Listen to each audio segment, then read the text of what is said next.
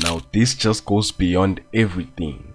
Umkhonto weSizwe's party's decision to enter negotiation talks of the coalition very late have caused it an opportunity to govern KwaZulu-Natal. Recently, we've noticed that Jacob Zuma has taken legal action against the ANC and believes that the votes were rigged.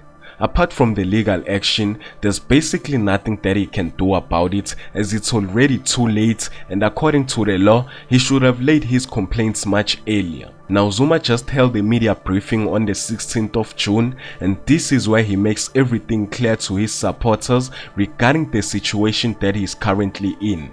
Without wasting any more time, this is what he had to say.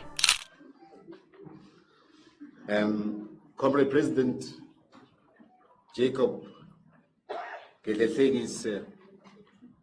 Mhlanganyelwa Zuma, our Commander-in-Chief, has requested that I read this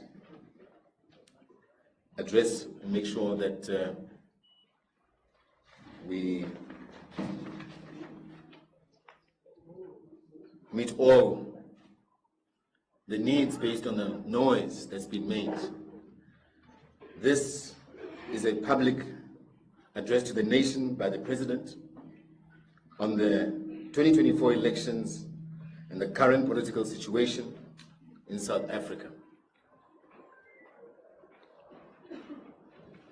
It reads the following. Fellow South Africans, it is not by coincidence that I address you today on June 16, 2024, on the 48th commemoration of the June 16 massacre, when young children stood up to the enemy and said, enough is enough.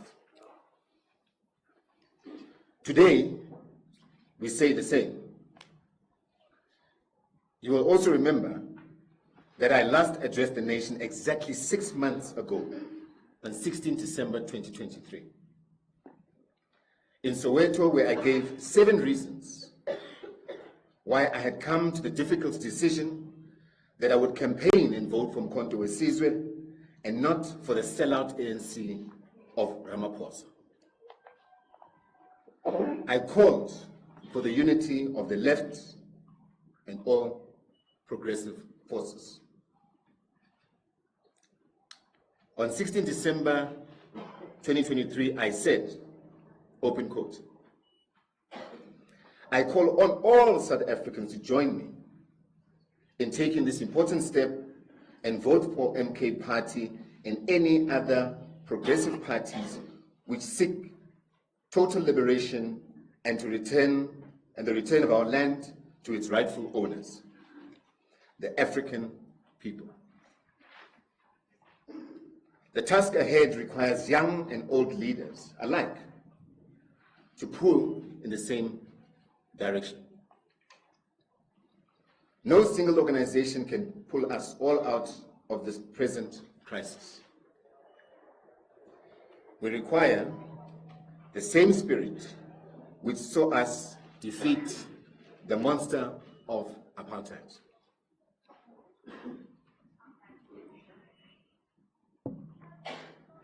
I later indeed campaigned on the ticket of asking patriotic and freedom-loving South Africans to follow my lead and vote for Umkhonto weSizwe and other progressive parties in the 2024 elections.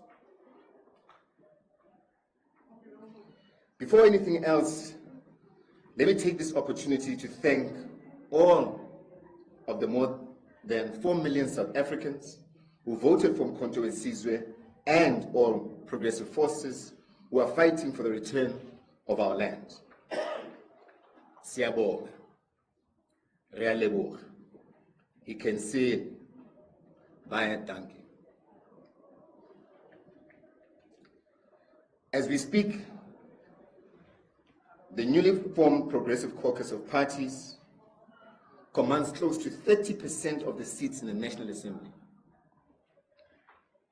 We strongly believe that if it was not for the massive electoral fraud and other irregularities committed while the IEC was watching, that number would be far higher and perhaps in the majority.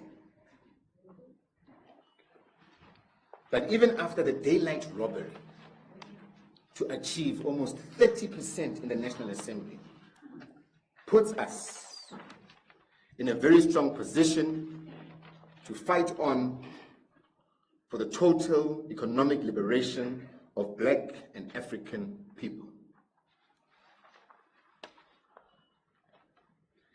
It has never happened in a democratic South Africa that there is a united opposition commanding more than 100 seats in the National Assembly.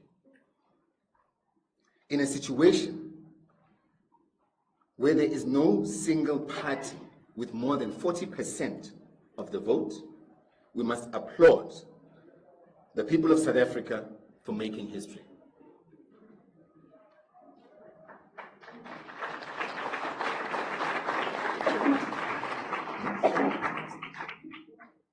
Because of you people of South Africa, this country will never be the same.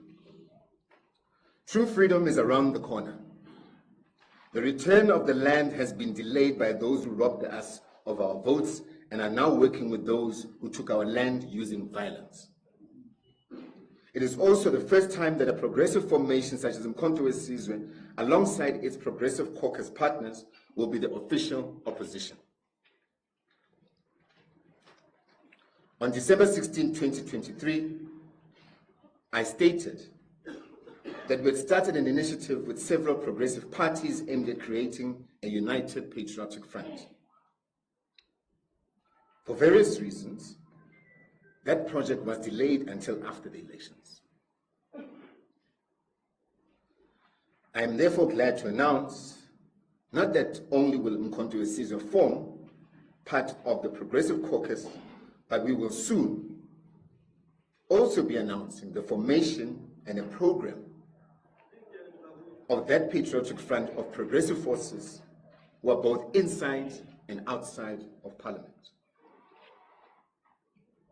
While the Progressive Caucus must carry out the struggle inside Parliament, the Patriotic Front must also do so outside of Parliament, and amongst other progressive organs of civil society who subscribe to the return of the land and the dignity of the African people.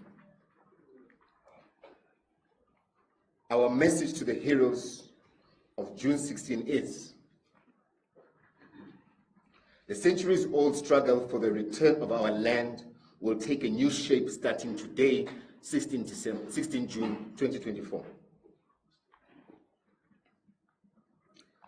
This united effort is necessary because the 2024 election has also resulted in the consolidation of right-wing and reactionary forces who are opposed to economic freedom, racial economic transformation, racial equality, and land repossession, led by the ANC of Ramaphosa and the Democratic Alliance, which is the replacement of the racist National Party of Hendrik Verwoerd, B.J. Vorster, P.W. Botha, and F.W. de Klerk.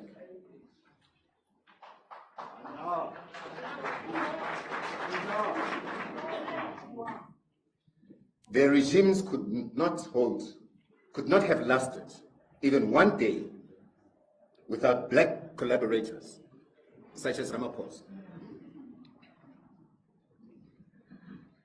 Today, all of those sellout forces have been replaced by the ANC of Ramaphosa, which has taken us back to 1948. Fortunately, millions and millions of our people have realized that the road to freedom starts with the removal of the ANC of Ramaphosa. They did so either by voting for the progressive parties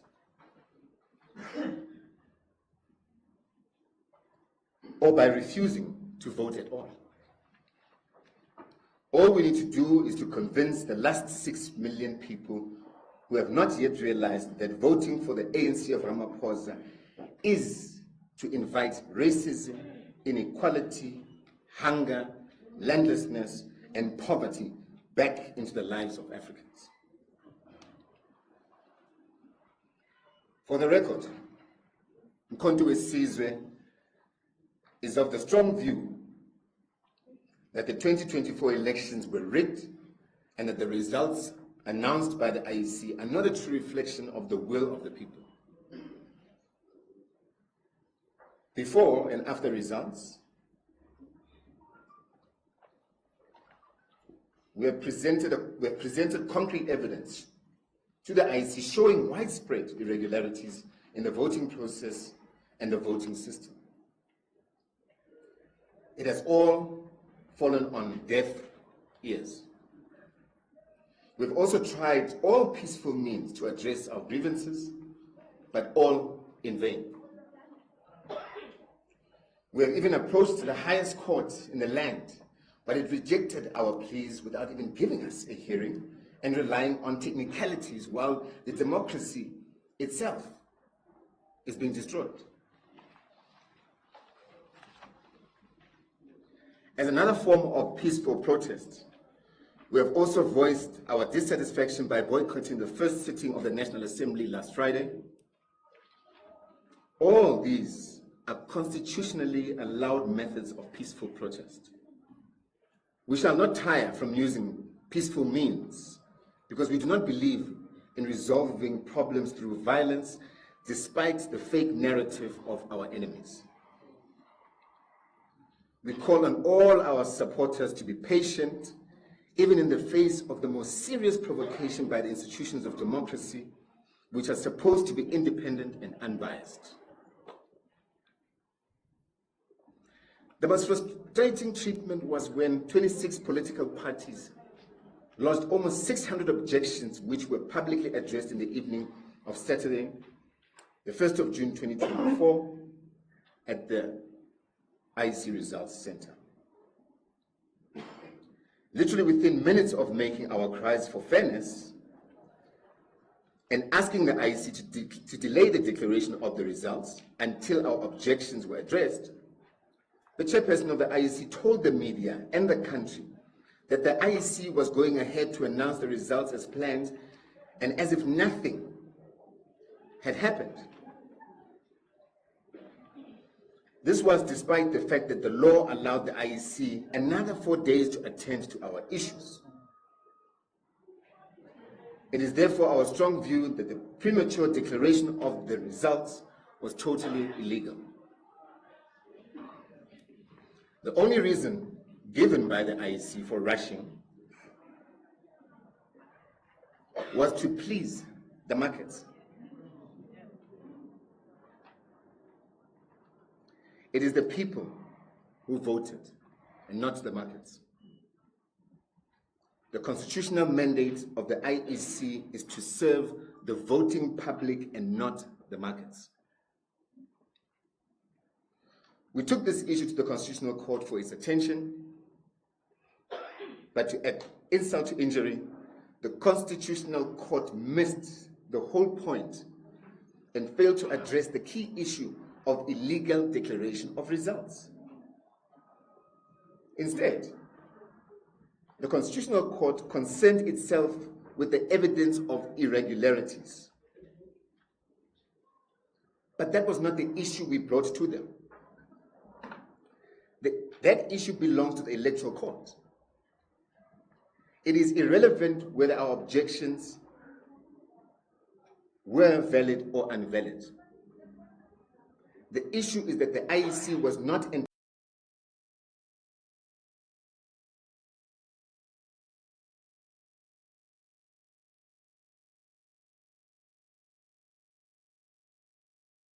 entitled to brush us aside and to proceed without rushing the declaration of those results before looking into the allegations made on behalf of millions of South Africans, the voters,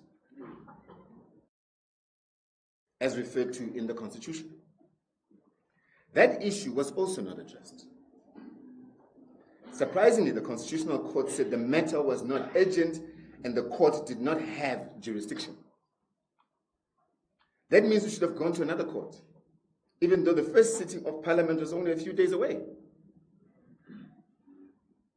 It simply does not make sense at all to deal with such serious issues by resorting to pure technicalities. That is the same court which was prepared to give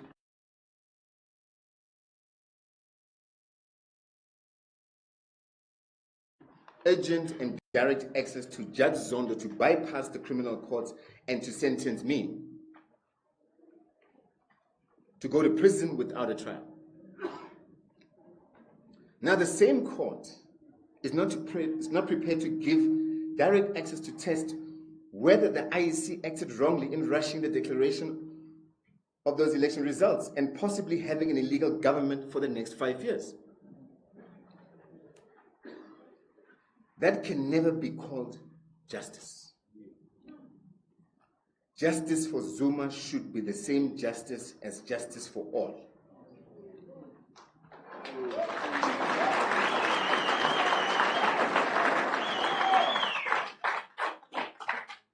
It is also not good enough to be called a democracy.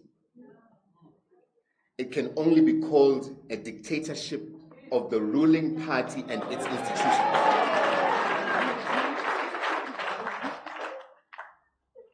In recent times, the highest courts of Zimbabwe, Kenya, Malawi, and even the USA have listened to election challenges because they respect democracy and fairness. They did not use escape routes or technicalities such as urgency or jurisdiction. To do so is a disgrace and a violation of human rights. So much for the so-called best institution in the world. Best constitution in the world. It cannot be the best if it has eyes to choose who does not deserve justice. Such a legal system must be changed as soon as possible. It may be suitable to Roman and Dutch people, but for us as Africans, but not for us as Africans. We must do away with Roman Dutch law.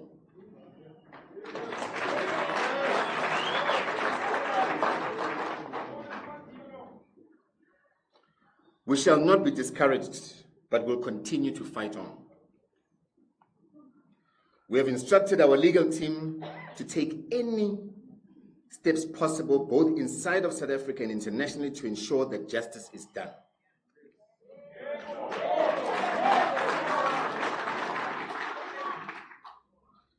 We cannot allow a situation where millions of votes have been stolen. The legal team will report on the possible avenues which are available. We are always expected. Why are we always expected? Why are we always expected? To accept what is clearly unacceptable. We say, enough is enough.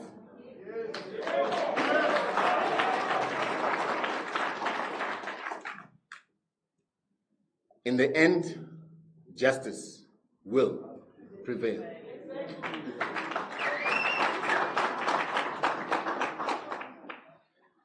We have already waited for almost 400 years for our freedom, and we are almost there. We call on our people to demand to know what happened to their votes. They have the right to know. We will therefore, at the right time, call on our people to demonstrate their dissatisfaction against all these injustices peacefully, in the streets, in the courts, and even in Parliament until our grievances have been addressed.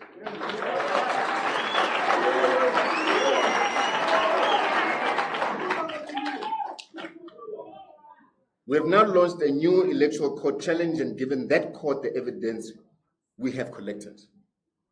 We shall also participate in the case lodged by the ATM in the electoral court. We shall leave no stone unturned.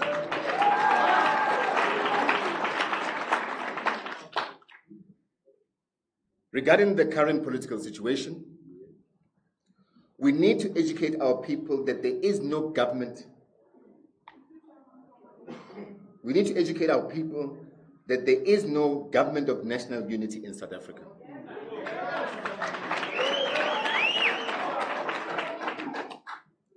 There is a white-led unholy alliance between the DA and the ANC of Ramaphosa. It is sponsored by big business. It is for the benefit of the markets and not the people. It must be crushed before it finds its feet.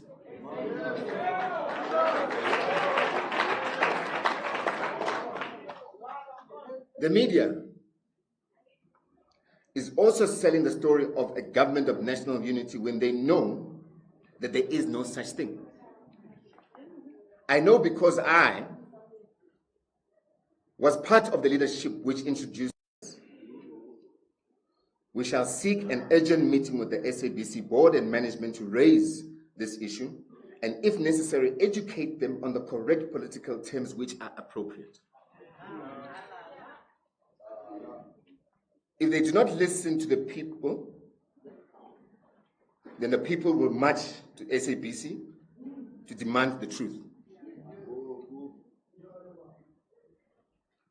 There is a government, if there is a government of national unity, why is its founding documents only signed by Mbalula and Helen Zille?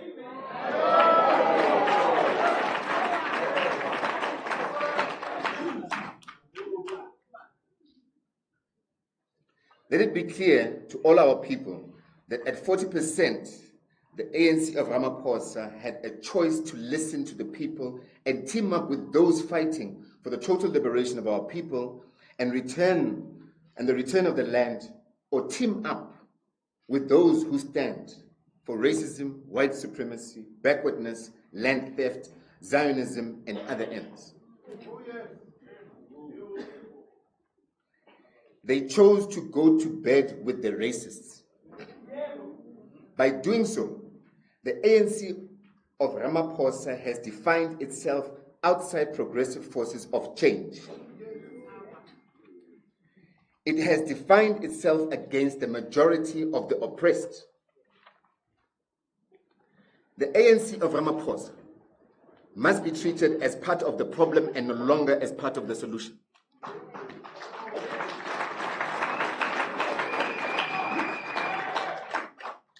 However, the door is always open for the real ANC to be welcomed back in the progressive fold.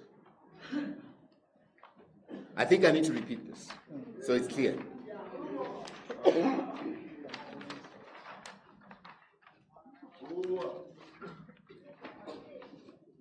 I state, by doing so, the ANC of Ramaphosa has defined itself outside of the progressive forces of change.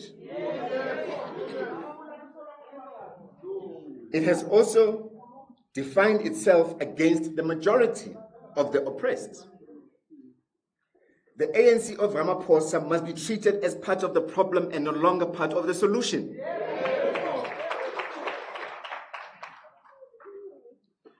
We also want to dispel the DA-ANC propaganda that the MK party is part of those that are against the Constitution. In everything we do, we follow the Constitution. However, we believe that the Constitution must be amended to allow for the return of land and to give a much bigger role to Parliament, which is made up of democratically elected representatives of the people rather than unelected judges. Section 44 of the Constitution gives the National Assembly unlimited power to amend the Constitution. Parliamentary sovereignty, which is practiced in the many democratic countries, is a normal prevalent form of government.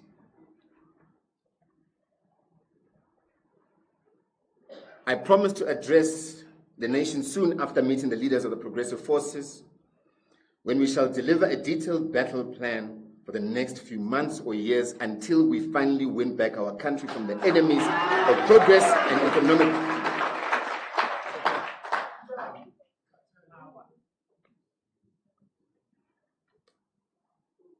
Let me start and repeat that because it's very important. It says and states, I promise to address the nation soon after the meeting with the leaders of the progressive forces when we shall deliver a detailed battle plan for the next few months or years until we finally win back our country from the enemies of progress and economic freedom with the new apartheid regime of Steenhuisen and all his black sellout puppets led by Cyril Ramaphosa.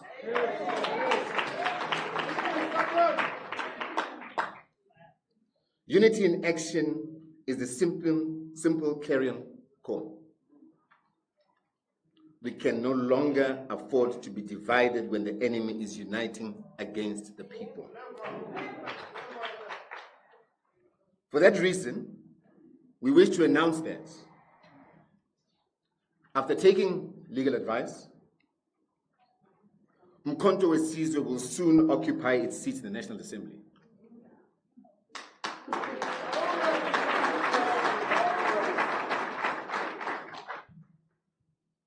We shall continue to raise the issue of the rigged elections even inside the House, while at the same time we shall intensify the court actions and other constitutional methods outside. The protest will continue in other forms. There are many battles ahead, including a total overhaul of the currently biased voting system itself and the biased IEC.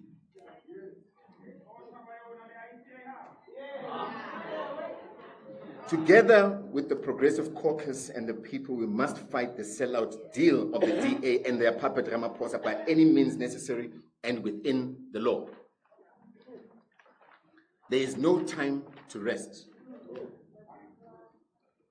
Those of us, in the form of President Zuma, who are still members of the ANC, will continue in any space until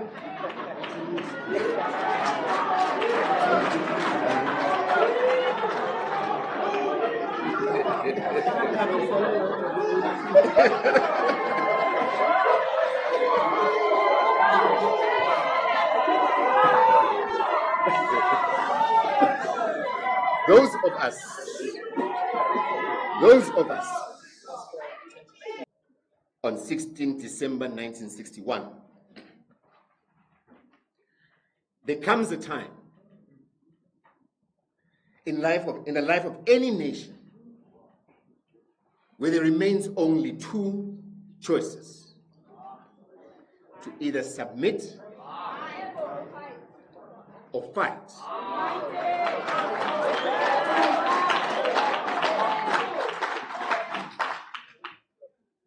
I need to repeat that. There comes a time in the life of any nation where there remains only two choices. You either submit or you fight. That time has now come to South Africa, and that time is now. We shall not submit, and we have no choice but to hit back by all means within our power in defense of our future and our freedom. I thank you.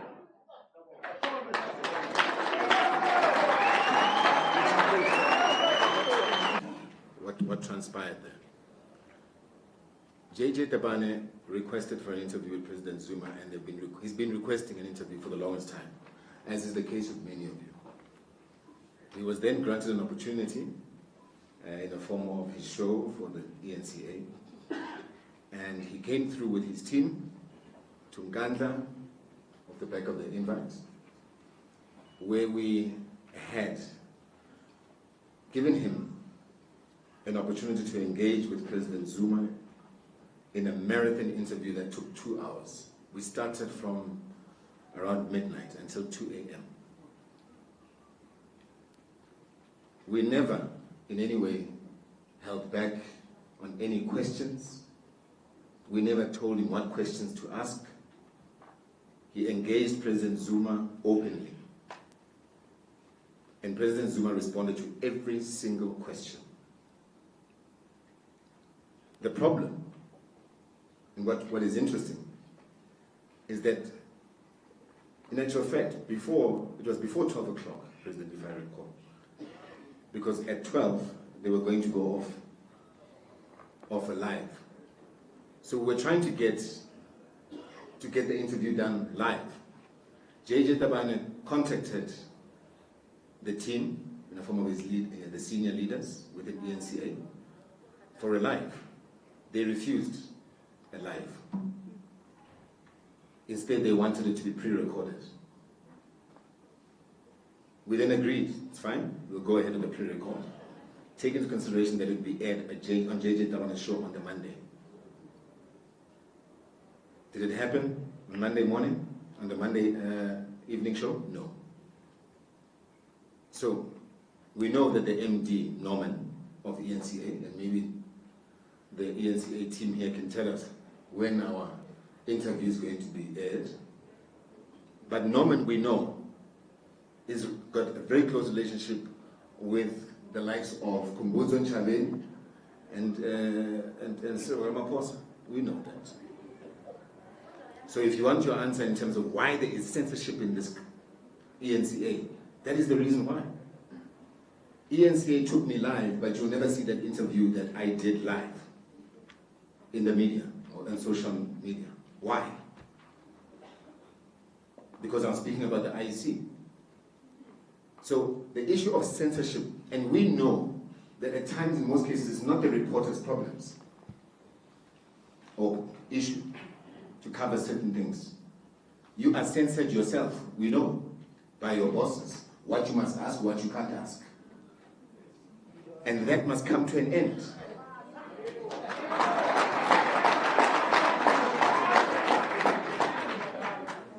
So, do we believe that it had a material impact? Absolutely. It did have an impact on the elections. There's no doubt. What were they hiding? And by the way, in that interview, President Zuma says things he has never said in public. So we need to demand that that interview is played in its totality. And one thing we have learned is to bring our own camera. That's that. Okay. And I'm sorry because I've got the flu. Yes. But I thought I should just make some comment on one point. This new thing, the government of national unity.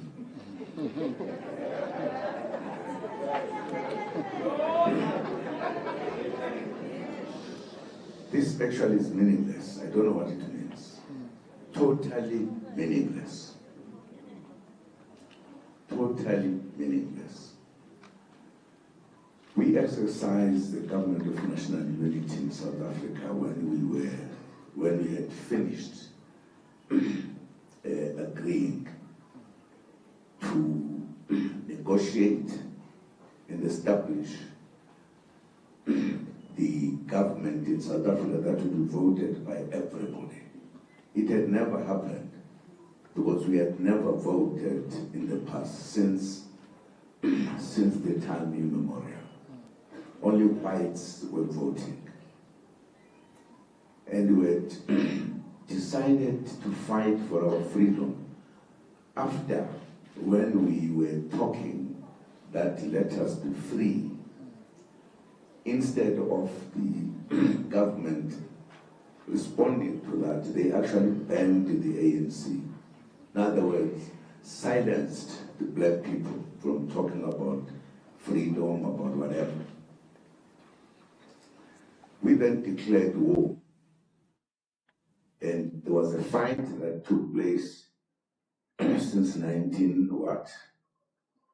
1961. The ANC was banned in 1960. And then at the end of 1961, in December, we declared war to fight for our freedom. And there was a fight in South Africa for many years. People died. There were arrests in South Africa. and some were even sentenced to life imprisonment. There was war in South Africa. We had not agreed with the oppressors to change South Africa so that everybody had the right to vote, etc. The vote that we're talking about today. And when a lot of things were done to move to a point where we all agreed to negotiate, and as you will remember, when this was agreed, South African situation was very peculiar, very unusual, very deep. The anger and the fight was one of the most in Africa, most fight that took place.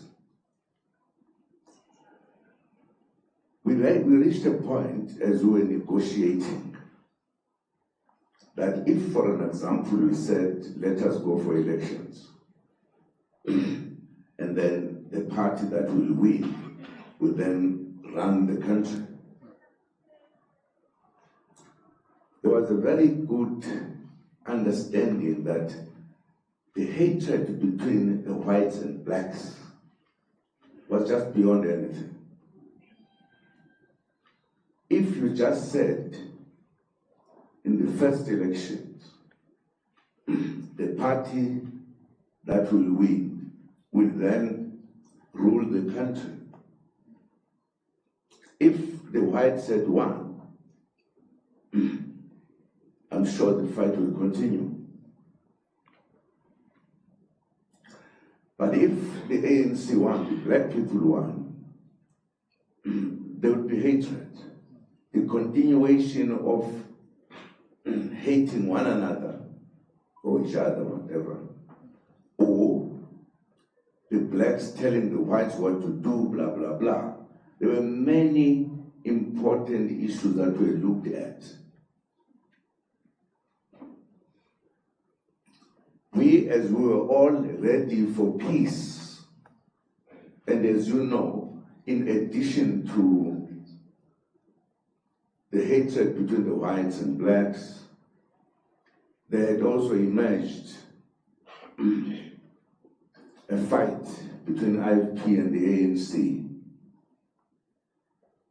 which was actually caused by the whites. So we thought we needed to find a formula because the country was at war, at hatred, at every other thing.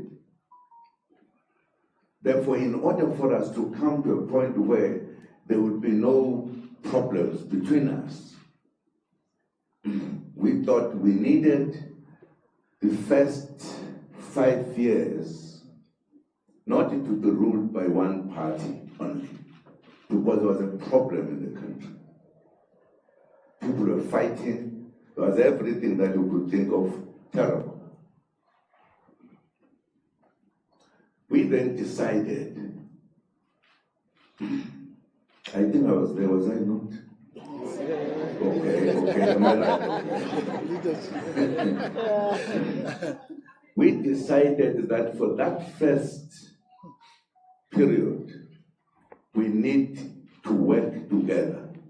There must be no parliament where we say something wrong to across whatever. And it was a very wise decision to stop violence in South Africa. War, violence, war, whatever, and hatred. And then the basis of that, we said the best thing to do is that all parties that will participate in the elections, no matter what, we did put a deadline that above this number, those parties will be members of parliament. And for us to have peace in our country, because there was war, There was hatred. There had been apartheid, which was very rude. We then decided that these parties who will be in parliament, who will have so much,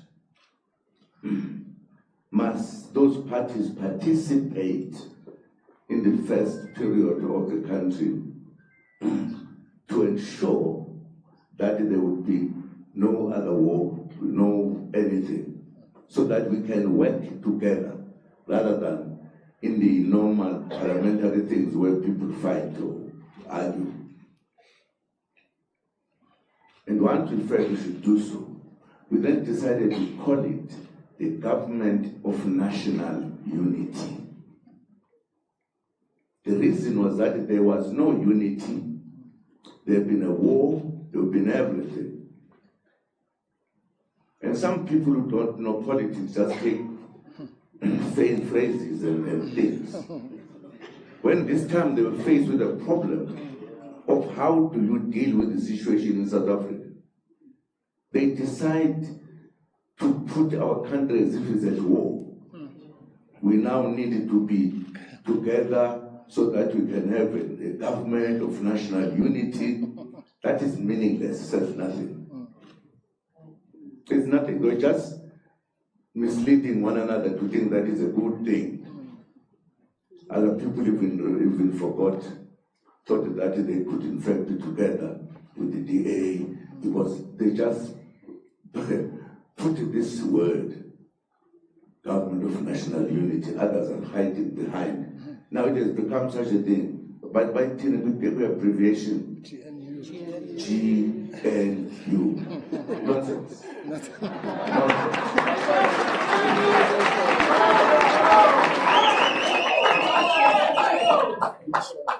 Now, if I was a journalist, I would have written a long article to help people here understand that it's just a fake.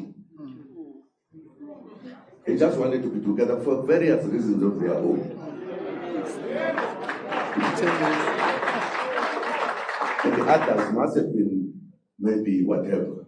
I don't want to say, just imagine. But the critical issue that I'm saying, my brothers and sisters, as journalists, really, we need to be helping us on these matters.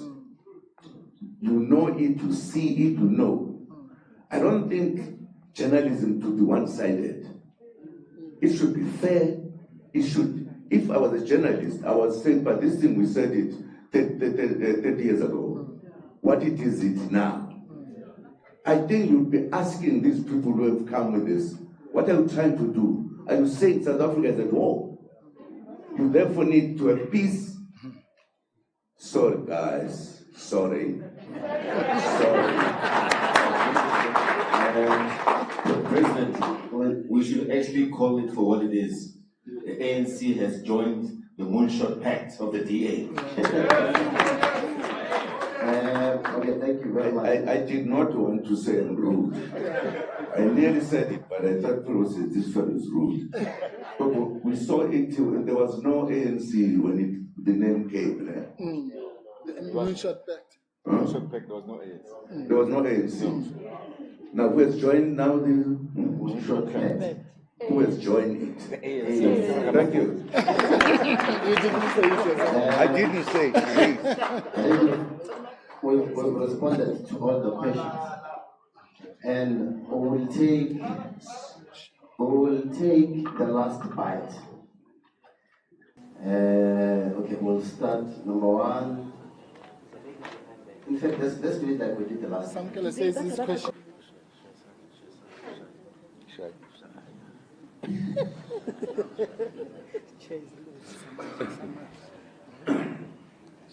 No, thank you, BOMBSHELL.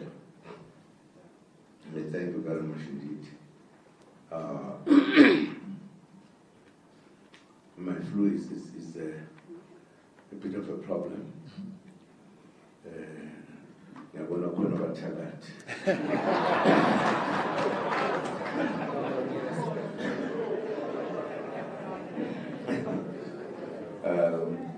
No, thank you for the opportunity I had wanted to really ask the journalists questions. Mind you, some people stopped me and said it is not gentlemanly to do so because they are also lady journalists. No, I am very worried. I think these elections have caused more worries to some of us. Because South Africa is a country that has a history that put many of us into serious issues when apartheid laws were the laws, even if we were doing the right thing. We were sentenced to prison, we were done everything. We fought to go over this. Then we got freedom. Even when we were discussing the point I was making earlier, that we're very careful that we should not act in the manner that will make us continue fighting. We wanted to finish fighting. Hence, the government of national unity, which worked. We were a country that came from, it was not just a country within a democracy. It was a country of apartheid. And I've never heard in other countries in the world that there was a country that ruled through a system called apartheid. And we wanted to practice democracy, freedom, equality, everything.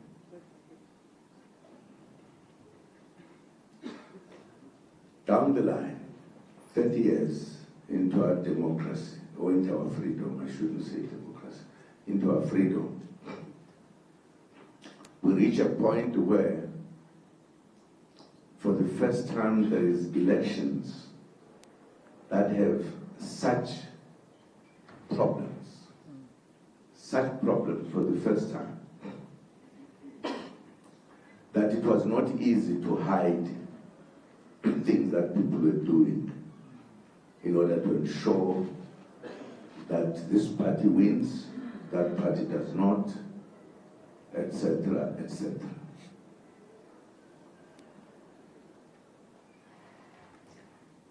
I asked myself when the IEC, when complaints were brought by a big number of political parties, when they were saying, here are our complaints. And as soon as this was said, the IEC immediately organized you guys to send a message that that will never happen. We are doing it tomorrow, come what may.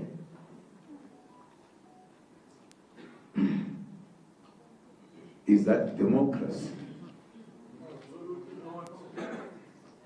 Is how we deal with our people in a democratic country.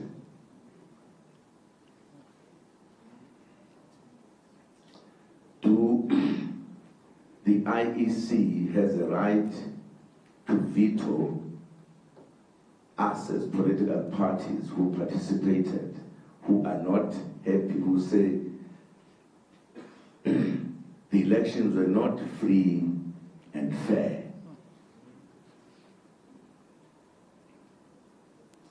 By that time,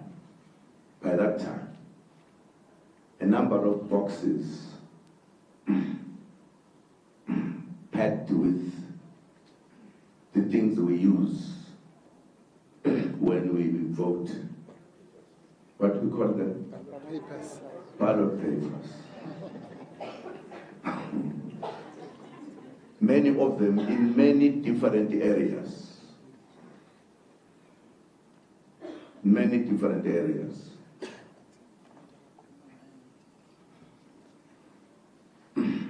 In democratic countries, the media is the first to point at the wrong things and point very seriously. Why were you guys so silent?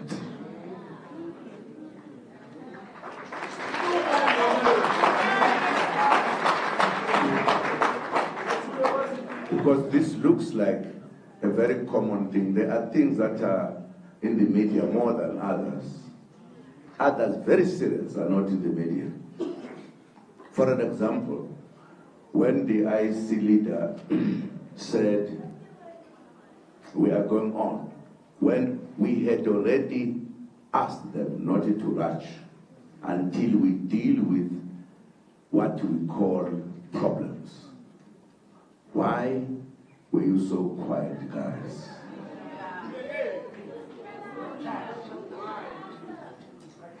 Because we who are generally on the receiving side notice these things.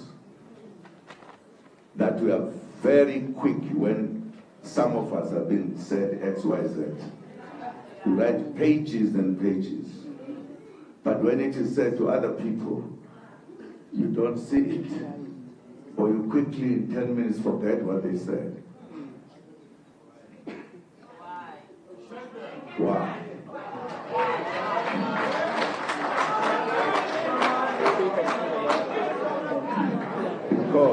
Because in some places, the media helps to ensure that democracy, no matter who, is respected, exercised. But in South Africa, it is the other way around. Some of us, even if you just coughed, it's a big story. That Zuma coughed in front of the people. Big news.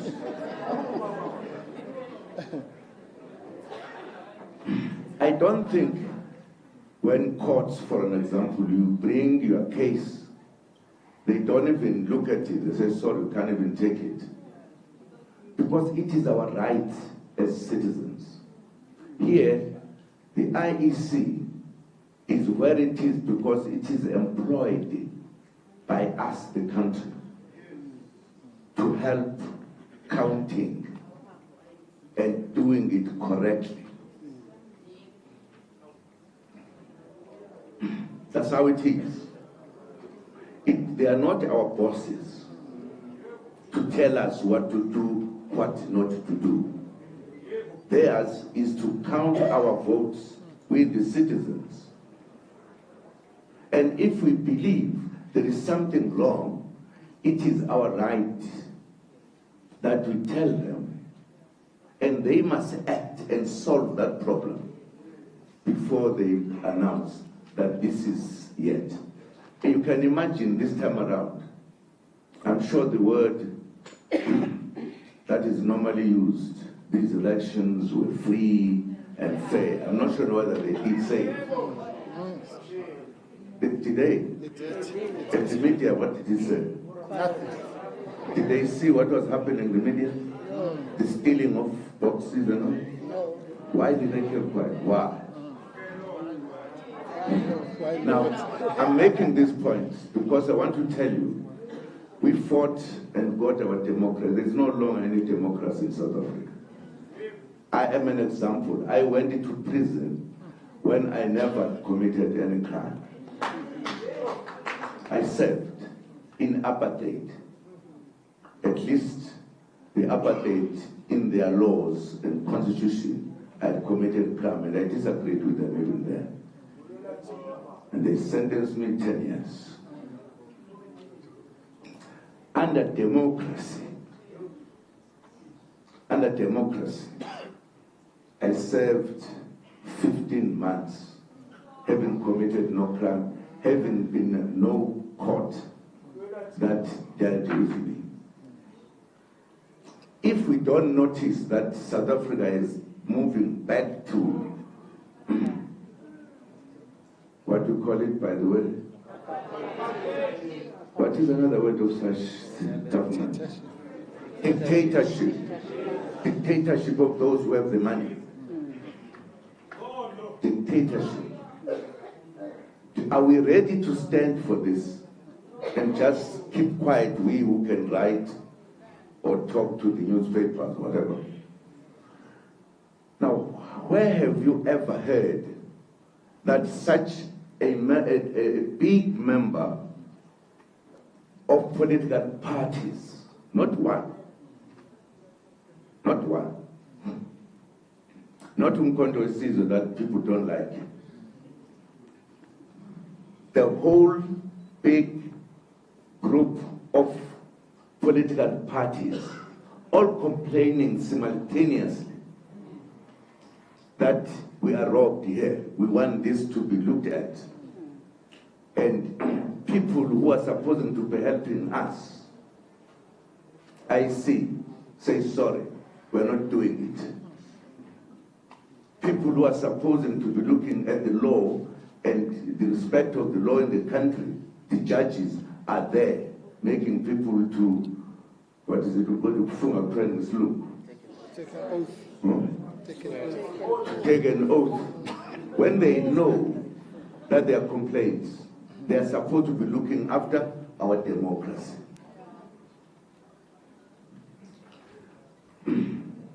Now, nobody, for an example, I'm not sure whether I've heard, maybe at times I don't read the newspapers, because who has raised the issue about the number of political parties who are not happy with the decision of the IEC? Who? Is that not a story to write?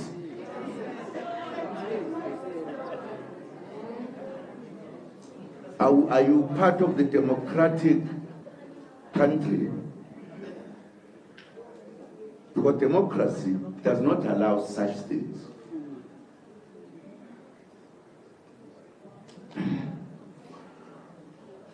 I'm not asking you questions because you said we are not supposed to be asked questions. I don't know why. Because we are also human beings like us. Nah, sengibuzi. Yeah. Sengibuzi mba pendula.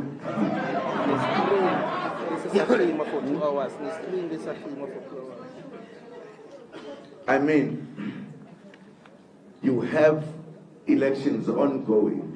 Suddenly, the machines have crashed. There's been no investigation from real what you call it?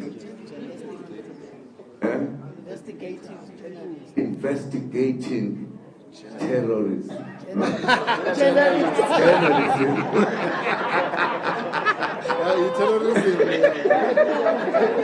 Because you guys, you terrorize us. You terrorize us. Other people don't terrorize. Now, I'm saying this because I want to put it into our mind. Be fair, deal with the issues with anyone on the equal basis. Very important.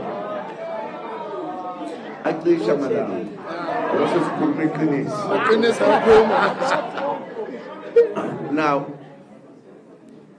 I want to say we are slowly moving towards a situation. There are people in South Africa, if they commit no crime, but they get charged, everything happens. We have an example of a leader of a party this side. What is it? It's called, what is your name, by the way?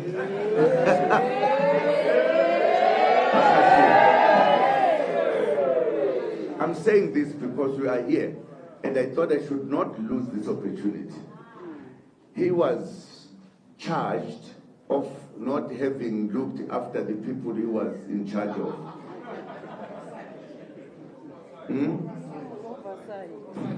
Yeah, it's called oversight, but that's what it is in the Zulu. Now, the man was waiting to be charged and the trial going on, whatever. Then you have the head of state, whose home is found with the mattress full of money. Even his organization does not chase him out, but they chase the man without being found guilty or any evidence. That's how you guys report. And to make it easy, the judges says, no, the man, there's no wrongdoing here. But everybody who keeps the money above what is, he gets charged, arrested. But others, we have got a democracy that has eyes. There are people they see when they commit, even if they didn't. There are those they don't see, even if they commit crimes. I'm making this point because we are sitting here today. We ought not to be here.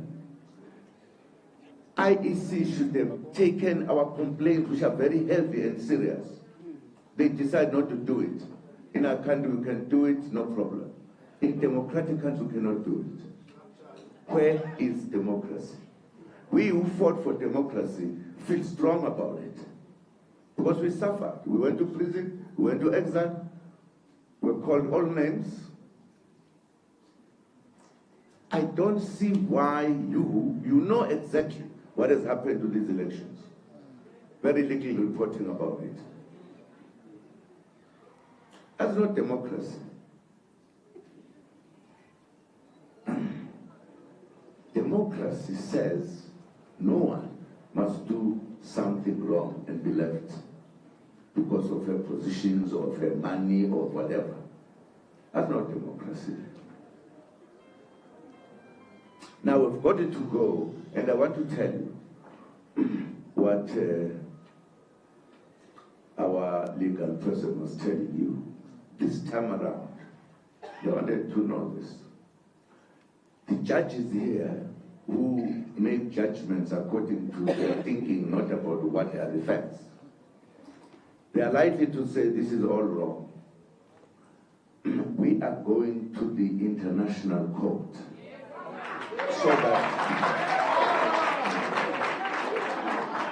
so that this country does not have the South African judges doing so. Judges who get angry and sentence you because they hate you. We are going to the judges that look at things, look at issues. We are going there.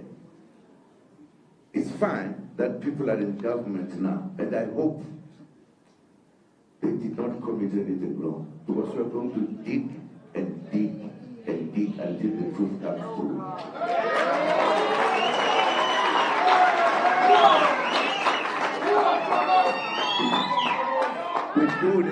We do need to be respected as political parties. You cannot, as a country, have so many political parties saying things did not go wrong. Things do not go wrong. Things went wrong. Things went wrong. Some people say, no, things did not go wrong. Did not go wrong. Now, when I asked on time,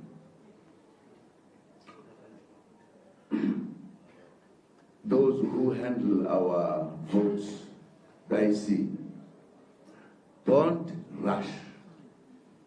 Because I was giving them a space so that we deal with these complaints until we have final things. Nobody says, I don't accept your complaints. Where do they get that power from?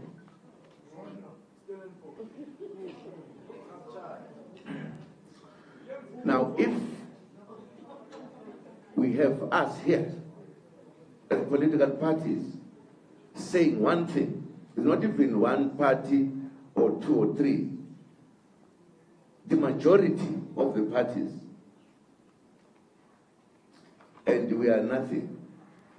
We are nothing because and people who are being accused to do something, no, they're clean. I think we need to change. Because when I said there, if you don't accept our proposal to you, you would be provoking people. You would be provoking people. I said so. Because no one who wants to be undermined by people who are supposed to be helping, where must they go? And somebody said Zuma is causing a problem. Not at all. Because people, even if you look at whatever else, democracy, protesting, doing everything around that is constitutional. Because if you provoke people, they're going to protest. They're going to do everything in seeing that things are done correctly. But many of you, or some of you, I shouldn't say many, some of you, so much is provoking violence. Is that violence to protest? Why do you run and say so much provoking problems which will lead to violence? I don't like this. You know, I was arrested and I voluntarily went into prison. And people decided to say this is wrong, and they were correct. Because I was being taken to prison when I had no case. And those who are in power, instead of dealing with the situation, they actually provoked it by sending the army of police to come and pick up one old man. The whole army from all over.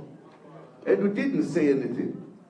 In fact, I was in prison, maybe I didn't read any article from those who are writing to say this is wrong. I think we should correct ourselves. If we want our democracy to be a real democracy, you must play your role as we play our role. I'm saying all of this because we are so many here. We are likely to get more criticisms than understanding what you're saying because of reasons not known by anyone. I've been right as an old man to deal with you. No, Chair, I just wanted to make this point because we are reaching a point in South Africa that can take us just beyond what we need. Because all of us, the media included, we have a right to ensure that you stop wrong things in this country so that this country becomes a peaceful country. We are together as the parties that are making the complaints. And bear in mind, and it's not, again, it's the first thing you see since the freedom, that political parties come together dissatisfied by how those who are given jobs to do have done it. That in itself must tell you there is something serious. We can't poo-poo it and begin and believe that there's no problem because we are going to keep quiet. No. Let us see the votes properly. We've got many stories about votes, some banned. You don't even need to listen to what people have to say. There must be a repeat. No.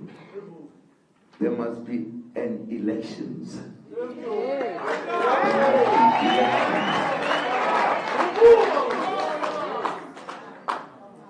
Not any other thing. No IC must dictate on us.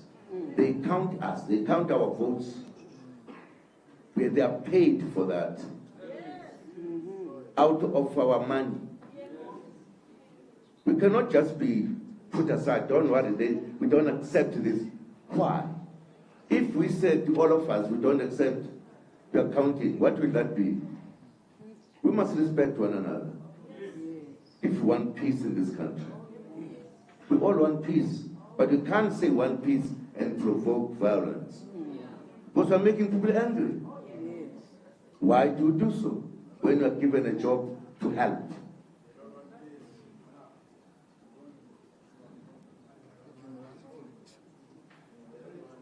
And you know, I must stop now because I'm going to say something serious.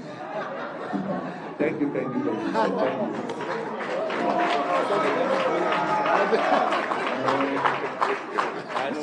Thank you very much. Well, as you see, we still have a lot to expect from Jacob Zuma, and as you can see, his fight does not end here. Y'all let me know what you think of this. My name is Jay, and this is Moment in Future, pulling you into the truth.